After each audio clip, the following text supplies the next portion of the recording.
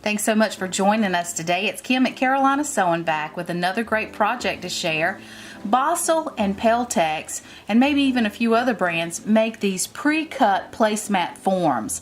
They're so easy to work with. You can choose the fabrics that you like, and the placemat is actually already cut out for you.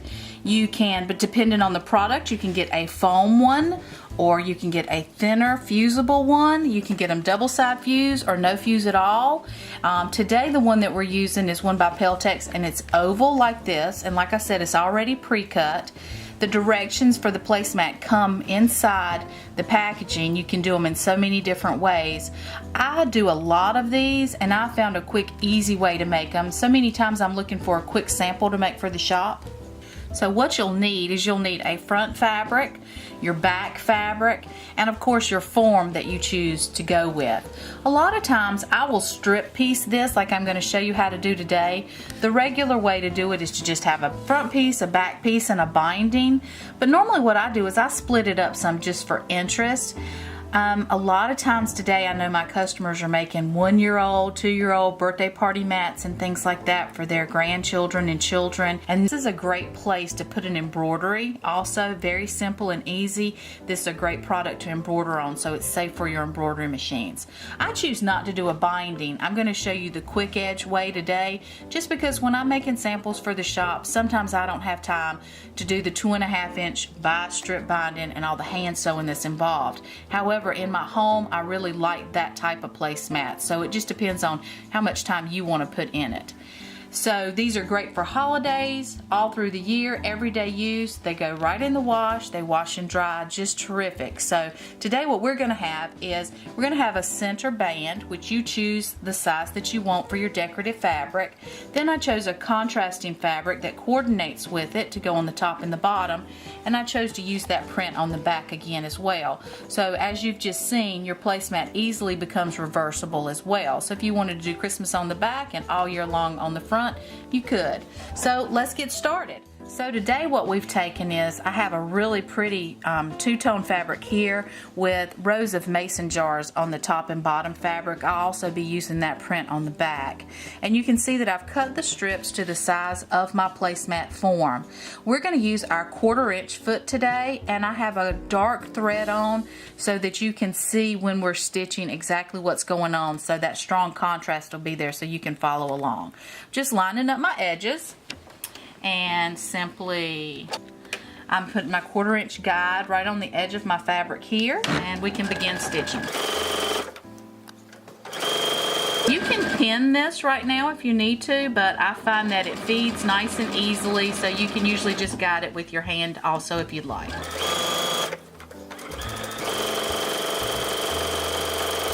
No need to back tack.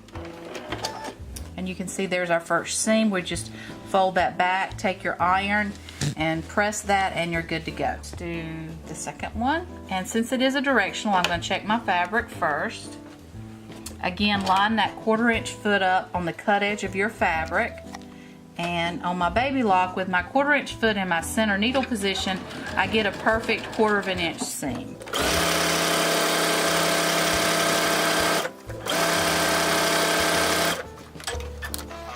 Now once this is completed, we're going to want to go to the iron and go ahead and press this and meet back at the machine to add our backing. So at this point we've added our top, bottom pieces to our middle piece, and I went ahead and put our backing piece right sides together with the work that we've done thus far, and placed a few pins in there. You'll notice on my machine I have switched feet at this point. I took my 1/4-inch foot off. This is my open toe foot. I love the open toe foot. It's for applique work, but I do a lot of daily sewing with my applique foot. It's very functional for the type of sewing that I do. I also put 2 pins here to show you that we can leave a nice wide opening, because with my method, the way that you turn this, you're going to top stitch it anyway, no hand sewing at all, so feel free to leave yourself a nice good opening. It makes it so much easier to turn your product. I have selected a stitch length of about a 2.5, and I've got a stitch width of a 5.0 on my machine, because when I'm using my open toe foot, I like to get my needle just off the edge or just close to the edge of my placemat, and I'll be ready to sew. I'm going to back tack at the beginning of this, just a few stitches, and then with the edge of my foot, can you see this falling right off the edge of our Peltex? I'm going to stitch all the way around. So what happens is your open toe foot, the right arm of it falls right off the edge and creates a perfect guide.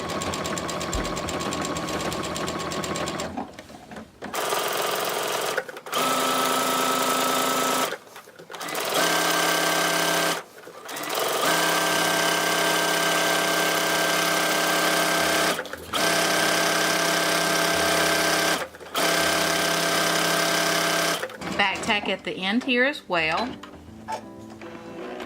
And now we're just ready to trim with our scissors and flip this out. So once you've had a chance to go ahead and trim everything down and turn it, you're just ready to finish it off by a top stitch. At this point, again, I use my open toe foot. I love the fact that the right hand arm falls off the edge of your fabric and it guides it perfectly. It's so simple. Watch this. There's very little guidance on your part. You can sew as fast as you want, and you can get a perfect top stitch all the way around. And of course, when we top stitch this all the way around, it's going to make our placemat lay nice and flat, and it's going to close up the opening in which we turned it. And when you're done, you'll be able to see that your placemat is nice and finished in just minutes. It's so simple to do. So whether you decide to do the quick flip fuse method like me, or you put binding on there, I do hope you'll try this method, and it's a great way to try out your baby lock feet. Don't forget, today we use the open toe foot and the 1/4 of an inch foot to do our piecing for our stripping across the front here. Thanks so much for watching our video today. This is Kim from Carolina Sewing Back. May your bobbin always be full.